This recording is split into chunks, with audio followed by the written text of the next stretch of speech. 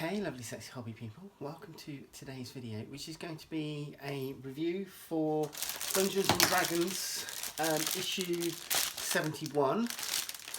My delivery dropped last week and we get our final coin with that delivery, but with that we get issue 72, 73 and I think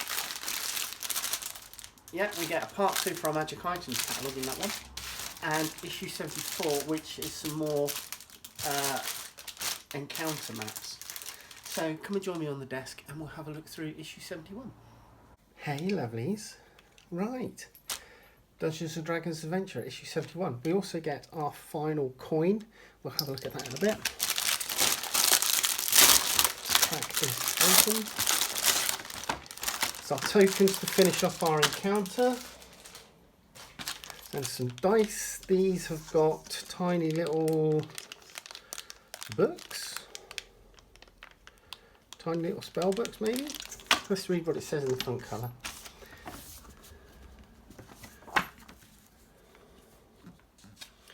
Now,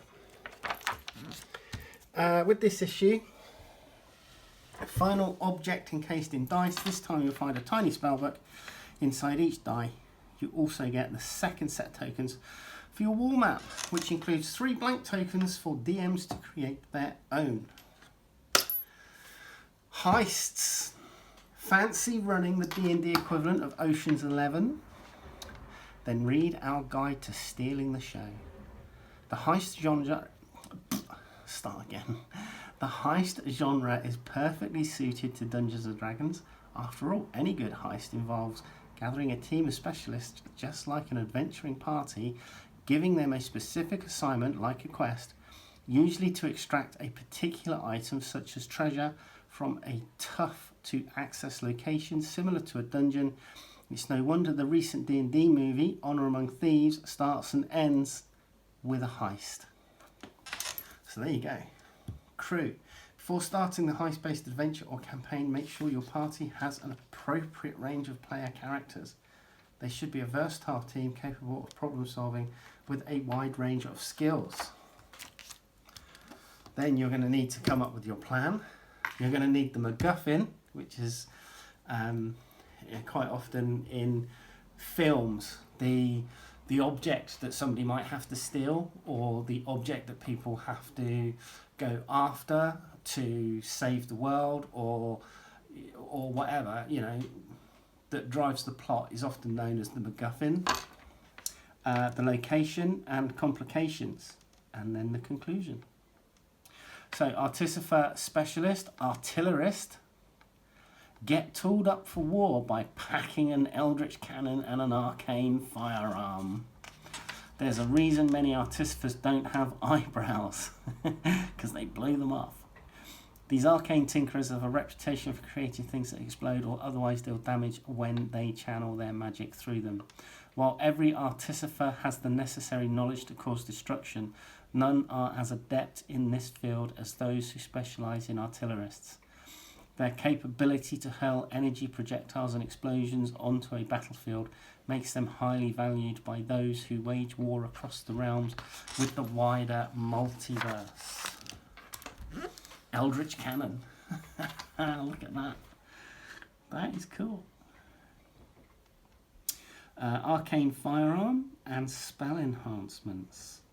So Flamethrower, the cannon exhales fire in a 15-foot cone. Nice, like it.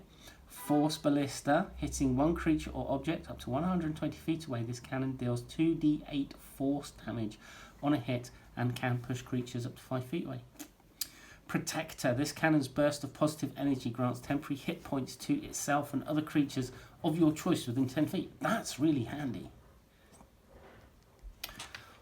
Ooh. Knight, this offshoot of the noble background is sound preparation for a life filled with quests and tournaments.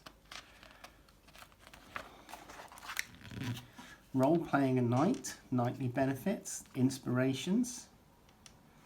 Stormwreck Isle. Artwork here from the second starter set for 5th edition. And these guys look like the ranger and acrobat that you found in the Dungeons and Dragons cartoon adventure. But yeah, it's a self-contained adventure. I'm fairly certain I did a short review of showing the box, etc. And somebody turned around and said, "Oh, I don't like it because it only goes up to 3rd level or something." And it's like, it's a starter set. It's only supposed to go up to like the first few levels to give you an idea of how to play and how to get into the game. But hey, you can't please everyone all of the time. But yeah, what's in a name? Talking about Stormwreck Isle, Dragon's Rest, Zombie Island. We've got Myconids here. I don't know why they're putting Myconids next to the Zombie Island box. Giants and Ogres, or Ogres and Ettins, I should say. It's hard to know which is more objectionable, the greedy, bad-tempered ogre or the greedy, bad-tempered ogre with 2 heads. Don't know. In this final look at giants, we'll examine 2 relatively smaller giant kin. Although smaller than true giants of the ordning, ogres and ettins are just as tough, brutish and greedy. And though they lack the true giant structure of an organisation, in some ways this makes them more desperate, crueler monsters when faced in combat.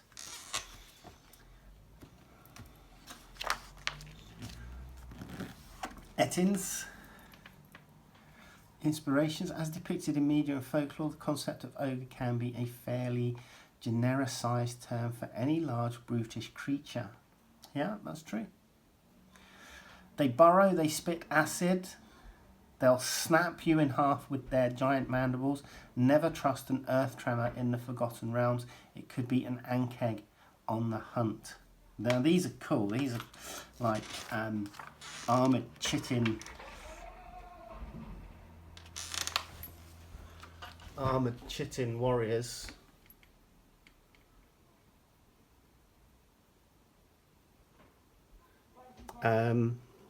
Which, yeah, they look fearsome. I don't know how big they would be. The Cult of Black Earth, giant insects, influences. I don't know how big they'd be. I mean, looking at this in the picture, it's quite big. I did try and print an ankeg, but that was the kind of size it came out as. So I might try and scale it up and see how that comes out. League of Malevolence, Valor's Call. These competing groups display the best and worst tendencies of any adventurer. Never have 2 organisations been so at odds with one another as the noble adventuring party known as Valor's Call and the villains who make up the League of Malevolence.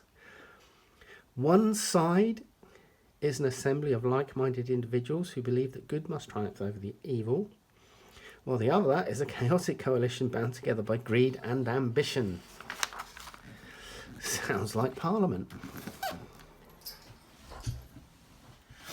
So, Valor's Call, a League of Malevolence, just talking about stuff. Talking about these, some of the characters within each group. So you've got somebody called Elkhorn, who's a dwarf. Mercian, it's the cleric of Light Domain. Mulva, human rogue. Ringle Run.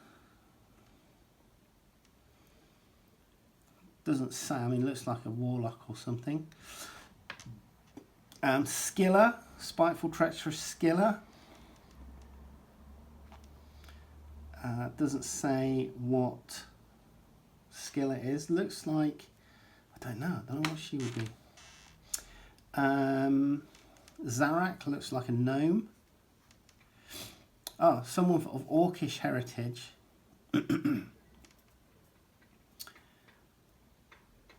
There aren't many living priests who worship Orcus, the demon prince of undead,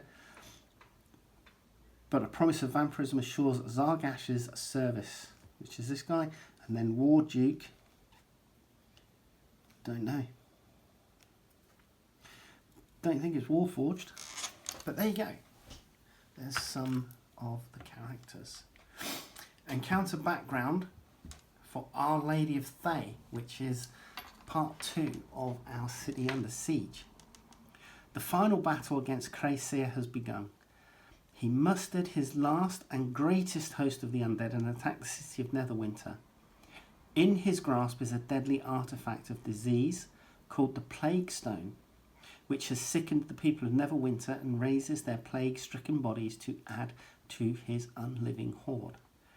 As the Plague Stone's influence takes hold, the temperature in Neverwinter drops drastically.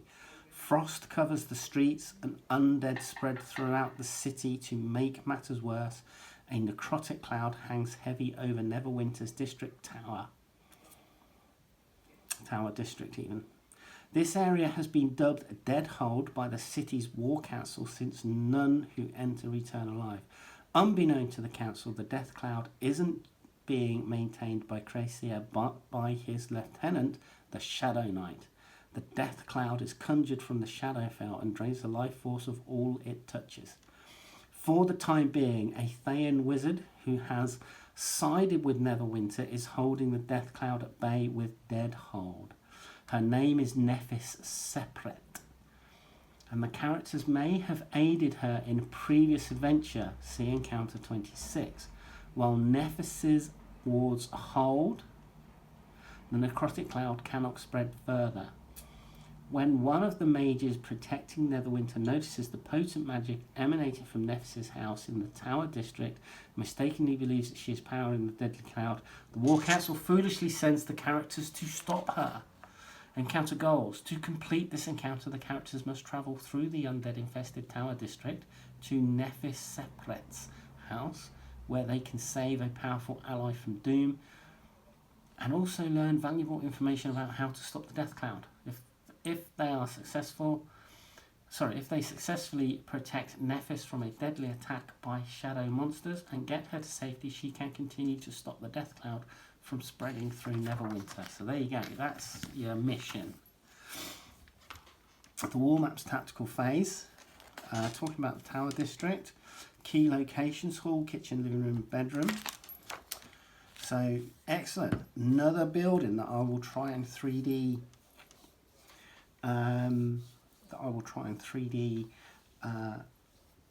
model out of foam. Ground floor, excuse me, upper floor. So we've got the study, Nephis Revelation, familiar foe, talking about the Shadow Knight. Then we have a Shadow Mastiff, Nephis Sepret Mage, Undead Cat, brilliant, nothing like a zombie cat, and Shadow Mastiff Alpha. So there you go, there's your adventure hook for this week. Now let's have a look at our tokens.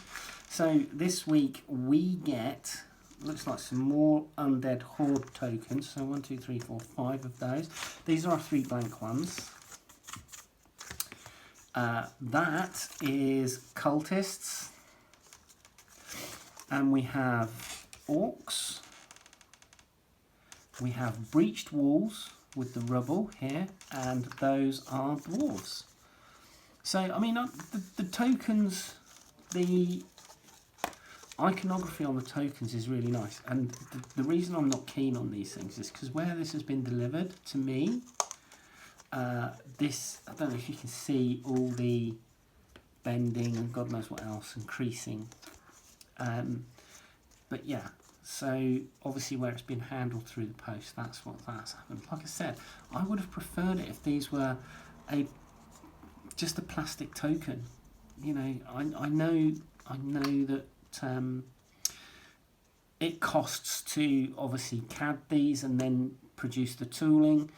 But again, there's no reason why they could not have produced these in a plastic as a 3D token and then made it available to the wider player base for use in their games.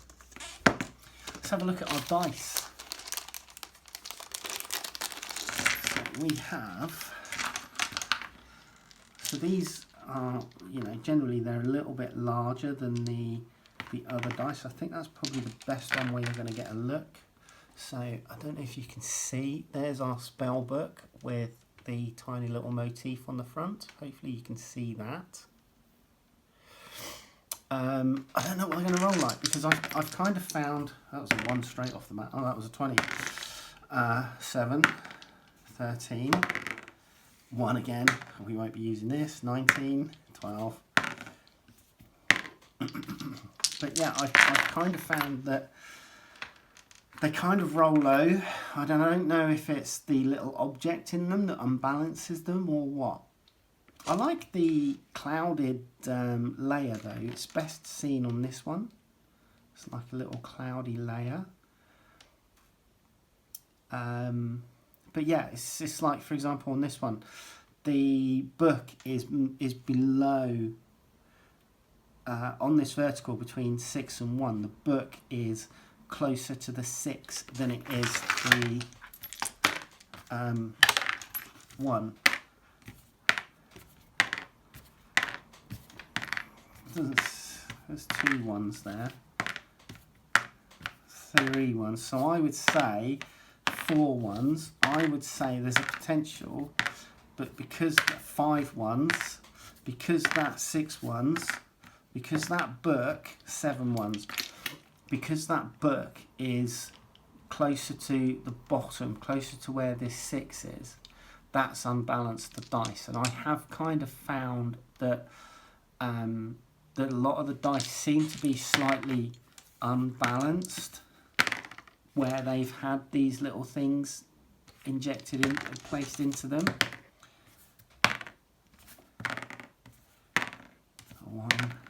A 1 again, yeah. So I've never used these in a game. They're literally just there to look pretty. But I think they're unbalanced because the object that has been put into them is not in the centre, and because of that, I think that there is a slight unbalancing in these dice. But yeah, let me know what you think. For those of you that have used dice where there's like tiny little, you know, whether it be penguins or little kittens or daggers or whatever that people have put into their dice and they bought them because they look pretty. Let me know how you get on. Do you like them? Have you found that they are unbalanced and so you don't use them? Let me know. All right, I'll speak to you soon. Take care. Bye-bye. Totally forgot. Somebody should have reminded me. Totally forgot. We got our coin. We got our final coin. So this is our final coin. Let's crack this open. So again, we have the D&D Adventurers on the one side, and then on the other side we have one of our characters. I can't remember which one this is. It says Druid around the edge, but that's what this character looks like. So this is our final coin for our collection, and if I grab our little, what's it now, I had a slight, one of my coins came in a different container, so I'm going to pop that in the center just because I'm OCD, and then that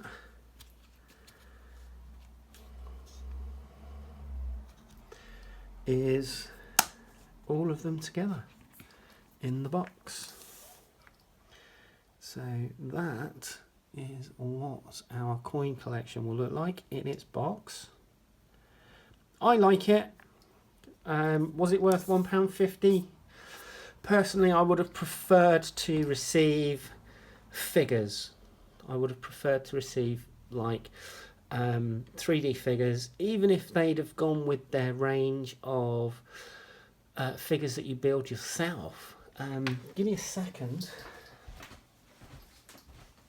So it's the Frameworks figures.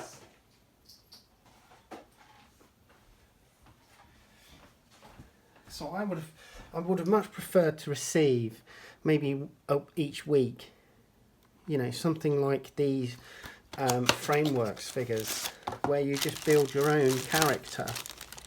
That would have been ideal for me. I think I would have preferred to see that. I think a lot of other players would have preferred to see that. But it is what it is. Apparently, Dungeons and Dragons Wizards of the Coast did listen to feedback. If they ever do this again, hopefully they will provide figures. But I still like the coins. I like the look of them. I like the little presentation box. So I'm happy with these. But I'll see you in the next video. All right, take care. Bye-bye.